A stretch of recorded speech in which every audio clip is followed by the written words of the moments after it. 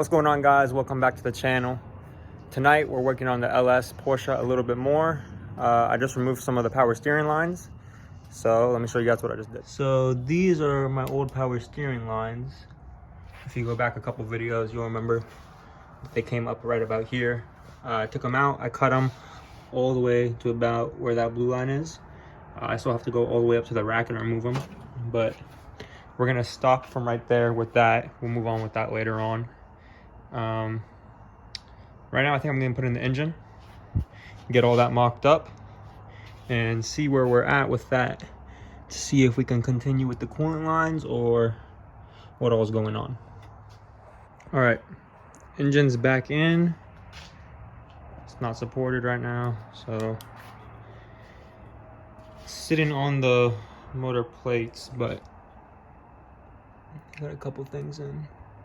I don't want to put it all the way in yet because I still need to get the fitting for the top of that steam vent.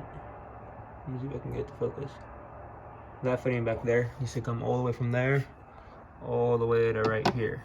So I'm gonna need to drill that out and put a hose there. I still need to do the PCV system. This is for that. It's already hooked up in the back corner. It's going all the way around the back. I think I'm gonna mount it somewhere over here. Not 200% sure yet though, but I think that's all I can do tonight because it's completely dark outside. Don't have much more light to see what I'm doing, so we will resume tomorrow. All right, it's 2 days later. Been working on it for about 3 hours or so. Got a couple things done, but I'll show you guys what I got done in a couple more clips. For now, I'm gonna show you guys what I'm working on right now. All right, we're in the cabin of the car. Removed the rear seats, some of the carpet.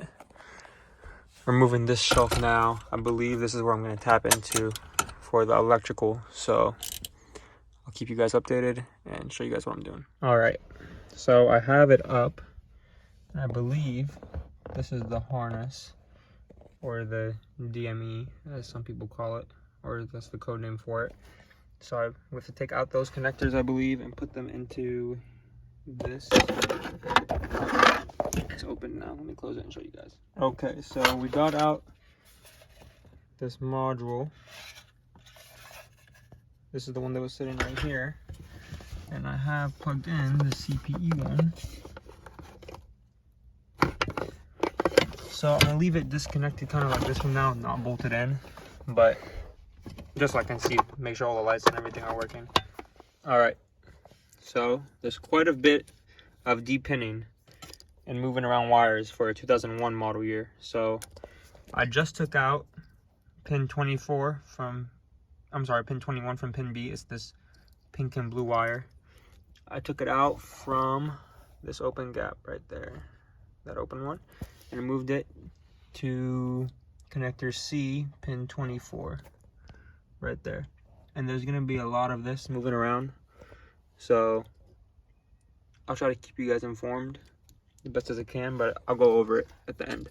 When following along on the instructions for the 01 D-pinning for the black 9-pin connector, this is how the pins look. So to remove them, you have to get D-pinning tool, put it on the top, and squeeze and then pull. All right, we were wrong. It is not this connector. It is this one. It is the other 9-pin connector. So this is the one we're gonna be depinning. That one's back together. Don't worry about that one. That one don't touch. Just worry about wherever it went. This one. So it's time to depin it.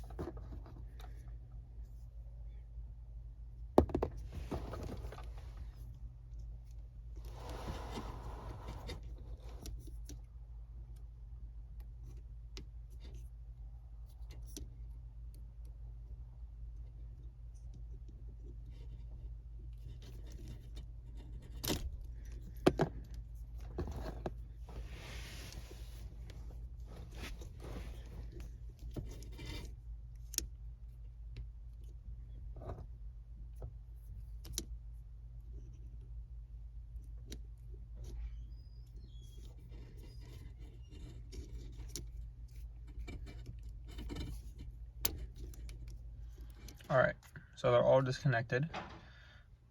And now we're ready to start putting it together. So pin 1 will be green with red stripe. So let's get that installed.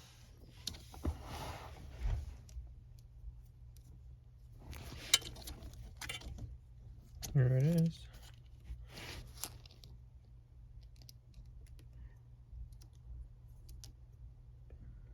Pin 1. There we go. So there's pin 1. All right. Next up is green/black. There we go. That's pin 2.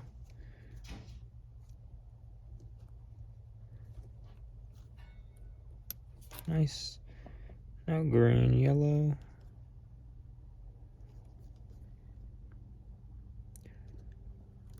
Ah, there it is.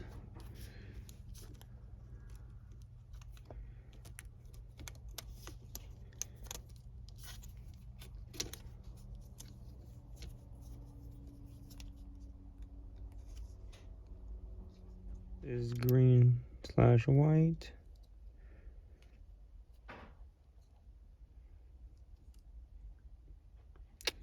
It's kind of hard to tell. Guessing it's gonna be this one.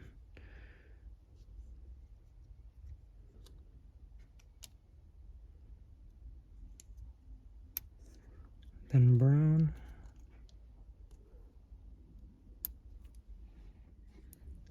Next is green/blue.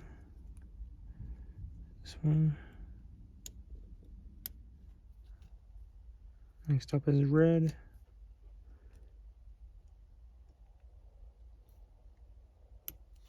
And then the brown.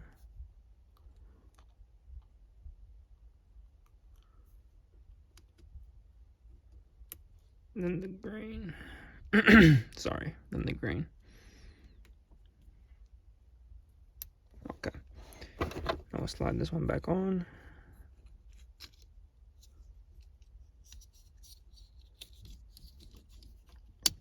And voila, it is finished. Nice. So we still have to do some jumping around that I haven't done yet, but I'm gonna get some soldering and all that stuff first. All right. I stopped working on the wiring for a little bit because I need to go to the O'Reilly's or just a parts store and grab some wiring and some solder. But we got the coolant lines done for the most part. Here you can see this control unit. There's part of the coolant line that goes to the top of the water pump. I need to get a universal fitting. Well, actually, I just bought it a couple hours ago, but it'll be here eventually. The one I did buy is too tall. It's in that box from Summit. Got it over here as well, but it doesn't look right. But I guess I'll run it for now. I have the heater lines set up as well. You'll see it goes to the bottom of the expansion tank. It has a T on it.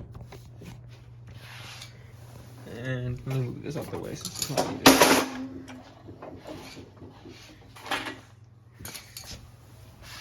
Those coolant lines for the heater, or for the heater coolant, I'm gonna go to right over here. Sorry, right over here. And there's gonna be a T on it, or no, I'm sorry, not a T, a 90, which I need to remove and cut and put it over here instead. It's gonna go straight to over here. So if I can figure out how to put a diagram on the screen, I will, but that's how that's gonna go for now.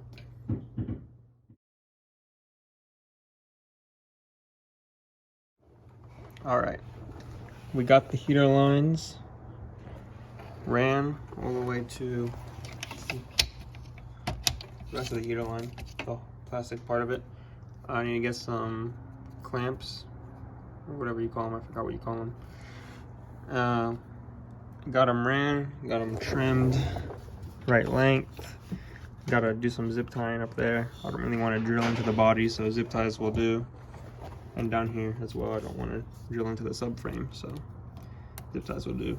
I also got some heat shielding for the harness. So make sure you do that. You do not want this to get burned.